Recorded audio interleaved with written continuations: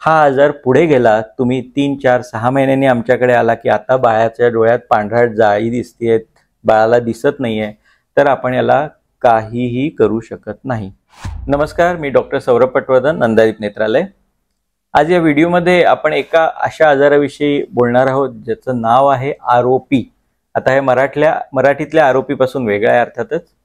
याचा फुल फॉर्म आहे retinopathy of प्रीमॅच्युरिटी. म्हणजेच जी नवजात बाळं जी वयाच्या 9व्या महिन्यापेक्षा लवकर जन्माला आले, ज्याला आपण प्रीमॅच्युअर बेबीज म्हणतो, अशा बाळांमध्ये एक पडद्याचा एक विशेष आजार आम्हाला दिसून येतो, त्यालाच आरोपी किंवा रेटिनोपॅथी ऑफ प्रीमॅच्युरिटी. थोडक्यात काय असतं की आपल्या पडद्याची वाढ 9 महिन्यापर्यंत पूर्ण होत असते.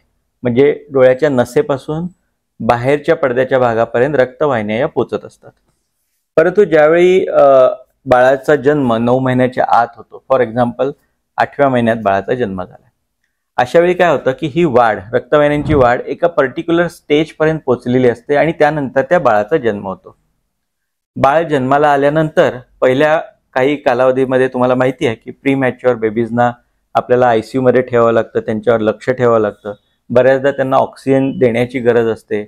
आणखी काही औषधं सुद्धा बाळाला द्यावी लागू शकतात, अँटीबायोटिक्स द्यावी लागू शकतात. बाळाला जन्माच्या वेळी इतर काही त्रास झालेला असू शकतो, जसं ऑक्सिजन कमी पडलेला असू शकतो. अशा कारणामुळे बाळाचे पुढचे काही दिवस हे अर्थातच त्याच्यानुसार स्ट्रेसफुल असतात. तर अशा कालावधीत काय होतं की ही जी रक्तवाहिन्यांची वाढ आहे ती काही वेळा थांबू शकते किंवा खुंटू शकते.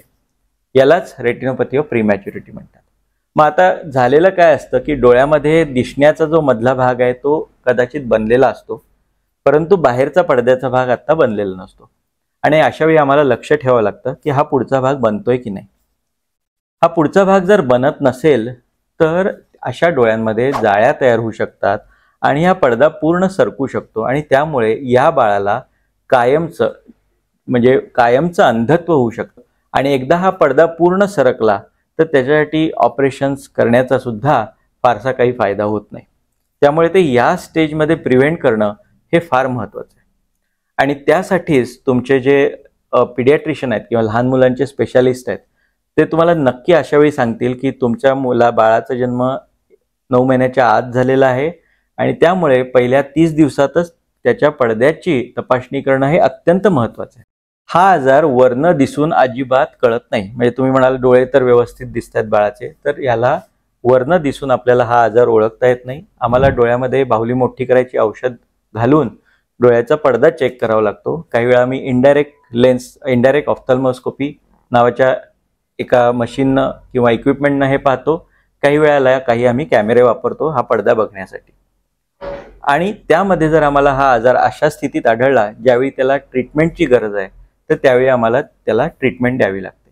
ही ट्रीटमेंट 2 प्रकारची असते.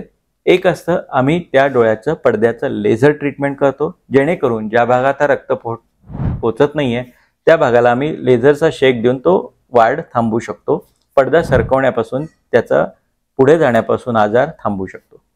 आणि दुसरा, ज्यावेळी हे रक्तवाहिन्यांचं जाळं खूपच जास्त असतं अशा वेळी आम्ही डोळ्यामध्ये काही इंजेक्शन्स देतो, ज्याच्यामुळे ही जाळी कमी होतात, रक्तपुरवठा इम्प्रूव्ह होण्यामध्ये मदत होते आणि त्यानंतर काही दिवसांनी पुन्हा लेझर ट्रीटमेंट करून आम्ही आजार थांबवू शकतो. ह्या आजाराला जर तुम्ही वेळेत उपचार नाही केले तर हा आजार वाढून पडदा सरकण्याची शक्यता खूप जास्ती असते. हेच जर आपण वेळेत उपचार केलेत तर जवळजवळ 95% बाळांमध्ये आपण दृष्टी वाचवू शकतो. त्यामुळे लक्षात ठेवा, तुमचं स्वतःचं किंवा तुमच्या आजूबाजूला कुणालाही जर प्रीमॅच्युअर बाळ झालेलं असेल तर त्याच्या पडद्याची तपासणी पहिल्या महिन्यातच करून घेणं हे अत्यंत आवश्यक आहे. हा आजार पुढे गेला, तुम्ही 3, 4, 6 महिन्यांनी आमच्याकडे आला की आता बाळाच्या डोळ्यात पांढऱ्या जाळी दिसतेत, बाळाला दिसत नाहीये, तर आपण याला काहीही करू शकत नाही. त्यामुळे नक्की बाळाची योग्य वेळी तपासणी करून घ्या आणि जर डॉक्टरांनी तुम्हाला काही ट्रीटमेंटचा सल्ला दिला असेल तर ते नक्की करून घ्या त्याच वेळी, कारण ही ट्रीटमेंट इमर्जन्सी असते. धन्यवाद.